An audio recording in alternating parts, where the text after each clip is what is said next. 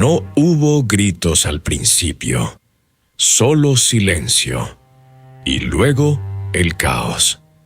El hombre que estaba a tu lado en el mercado ese miércoles por la mañana no corría, no se escondía. Estaba arrodillado junto a la víctima, con las manos extendidas, pidiendo ayuda a gritos. Era el primero en responder. Nadie lo vio irse. Ese es el momento más aterrador de este caso. No el crimen en sí, sino la cara de ese hombre mezclada entre los que lloraban.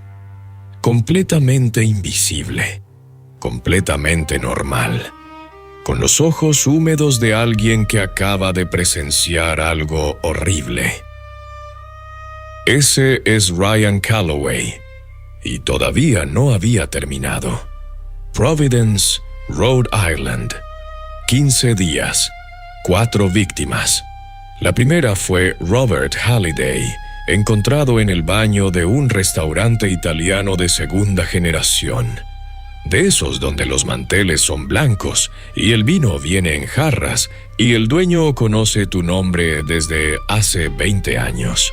La segunda fue Patricia Osman, en una lavandería que llevaba abierta desde 1967. En el mismo barrio donde sus fundadores habían criado a sus hijos y a los hijos de sus hijos. Los dos murieron por heridas de arma blanca, sin forcejeo aparente, sin señales de que hubieran visto venir lo que venía. El tercero fue el capitán James Whitford, militar condecorado, 4 tours en Irak, padre de familia que había regresado a casa 15 días antes, atacado durante la comunión en la iglesia de Saint Albina, frente a su esposa y su hija de 7 años que estaba a semanas de hacer su primera comunión. 3 escenas distintas, 3 barrios distintos, 3 tipos de víctimas completamente diferentes entre sí. Y sin embargo, los agentes Kevin Strand y Diana Reeves, de la Unidad de Análisis del Comportamiento, llegaron a Providence con una certeza que todavía no podían explicar completamente. Esto era obra de la misma persona. La pregunta que nadie había sabido responder era simple y devastadora al mismo tiempo. ¿Qué clase de persona ataca en lugares públicos sin intentar huir, sin disfrazarse, sin ocultarse? Lo que encontraron no era un asesino en fuga. Era un asesino que se quedaba a ver. Los 3 lugares tenían algo en común que no era obvio a primera vista. No eran solo espacios públicos, eran instituciones. Lugares con historia visible, con letreros que decían 1967 o segunda generación o construido en 1912. Lugares que toda Providence conocía como suyos. Lugares que pertenecían a la ciudad de la misma forma en que una catedral pertenece a una ciudad. Como símbolo de permanencia, de comunidad, de identidad colectiva. El agente Strand lo formuló frente al detective Raymond Cole con una sola frase. Este hombre no elige a sus víctimas, elige los escenarios. Las víctimas son el fósforo. El lugar es el combustible. Lo que Ryan Calloway construía, crimen a crimen, no era un historial de ataques, era un espectáculo. Hay algo que muy poca gente sabe sobre los individuos que actúan en público sin intentar ocultarse. No es temeridad, no es descuido. Es un fenómeno específico que los perfiladores llaman comportamiento de incendiario sin fuego. La gratificación no viene del acto en sí, sino de la respuesta social que el acto provoca.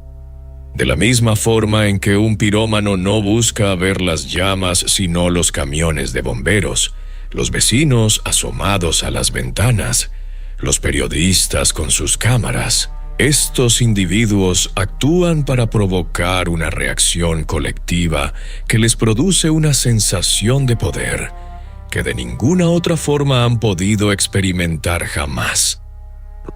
Ryan Calloway no disfrutaba solamente el ataque, disfrutaba el impacto. El hecho de que volviera al mercado disfrazado de primer respondedor no fue un error de cálculo. Fue el punto culminante de la fantasía. Quería estar dentro de su propio espectáculo. Quería sentir el caos que él mismo había generado desde adentro, mezclado entre las personas que lloraban, invisible en medio del escenario que había construido. Para entender por qué construyó ese espectáculo, tienes que entender lo que le hicieron cuando tenía 10 años. Michael Calloway era el tipo de hombre que no levantaba la voz porque no necesitaba hacerlo. Especialista en convertir situaciones a su favor sin dejar rastro visible. Ejercía una clase de autoridad silenciosa que nadie sabía exactamente de dónde venía, pero que todos sentían cuando entraban a una habitación donde él estaba.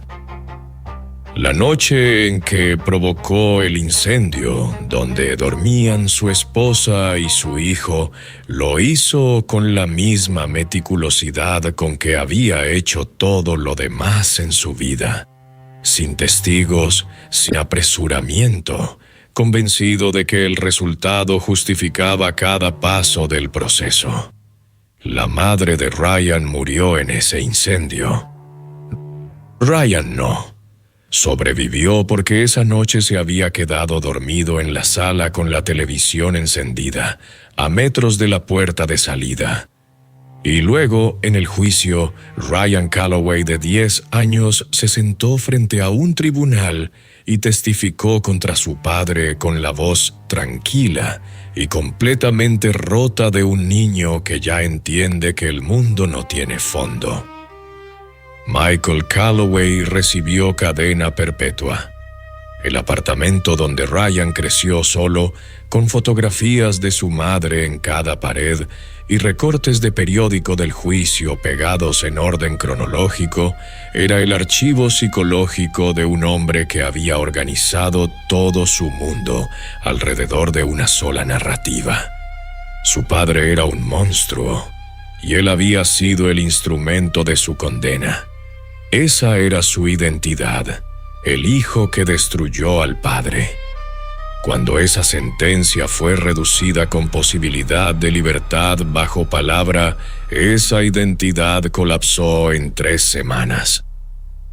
El primer ataque ocurrió exactamente 22 días después de la notificación legal. Ryan no estaba atacando a Providence, estaba atacando la idea de su padre. Los lugares que elegía representaban exactamente el tipo de permanencia y autoridad que Michael Calloway nunca mereció tener. Cada víctima era simbólicamente su padre. Estaba repitiendo el crimen del padre en negativo, destruyendo lo que él destruyó, pero en público de cara al mundo, sin ocultarse. Porque a diferencia de Michael Calloway, Ryan quería que lo vieran. Necesitaba que lo vieran. La lógica era coherente desde adentro. Si el padre destruía en silencio, él destruiría en público. Si el padre huía, él se quedaría. Si el padre negaba, él haría imposible que alguien mirara hacia otro lado. Pero Ryan no entendía algo fundamental. No estaba escapando de su padre. Se estaba convirtiendo en él. El agente Strand describió este mecanismo con una frase que quedó en el expediente. Ryan no estaba tratando de superar a su padre. Estaba tratando de invalidarlo. Y el problema psicológico central de ese tipo de construcción es que nunca se satisface. Cada acto necesita ser más impactante que el anterior. El periodo entre episodios se acorta porque la gratificación dura menos tiempo. La trampa fue simple porque Calloway era predecible de una manera muy específica. No podía tolerar que su trabajo quedara inconcluso. Cuando el equipo del agente Strand recibió confirmación de que Helen Walsh había sido llevada al hospital con vida, construyeron una operación basada en un principio directo. Si Helen sobrevivía, Calloway había fallado. Y un hombre cuya identidad completa dependía de completar lo que empezaba, no podía vivir con ese fracaso. Lo que transmitieron todos los canales de Providence esa noche fue la imagen de Margaret Whitford, viuda del capitán James Whitford, parada frente al hospital pidiendo a la ciudad que se reuniera a velar por la mujer que todavía podía sobrevivir. Ryan Calloway estaba mirando ese televisor en algún lugar de la ciudad. Llegó al hospital a las 10:47 de la noche, sin nada visible, como cualquier otra persona atraída por la vigilia. La agente Reeves lo identificó cuando se detuvo demasiado tiempo mirando la entrada de urgencias con una expresión que no era de dolor ni de curiosidad. Era de cálculo. Durante la detención gritó que era imposible que hubiera sobrevivido. Gritó que él había sido preciso. No le dolía lo que había hecho. Le dolía no haber terminado. Ryan Calloway pasó más de 20 años odiando a su padre con una intensidad que organizó cada aspecto de su vida. Y al final, el único idioma con el que supo hablarle al mundo fue el mismo idioma de su padre. No lo copió conscientemente, lo absorbió sin saberlo, lo procesó durante décadas como trauma y lo devolvió al mundo convertido en algo que creía que era lo opuesto, y que era, en el fondo, exactamente lo mismo. El ciclo no se rompió, se disfrazó. Hay una pregunta que este caso deja sin respuesta cómoda. ¿Existe un punto en la infancia donde el daño se vuelve arquitectura permanente? ¿O siempre hay una salida que simplemente no fue encontrada a tiempo? Cada criminal tiene un perfil. Este es el suyo. Si este análisis te dejó con más preguntas que respuestas, es porque la mente criminal rara vez termina con una conclusión limpia. Hay otro perfil en este canal que va todavía más profundo. Un caso donde la transformación fue más lenta, más silenciosa, y donde las señales estuvieron frente a todos durante años sin que nadie las leyera correctamente. Lo encuentras ahí arriba. Y si no quieres perderte el siguiente caso, activa la campanita, porque en Mente Criminal siempre hay una mente más que analizar.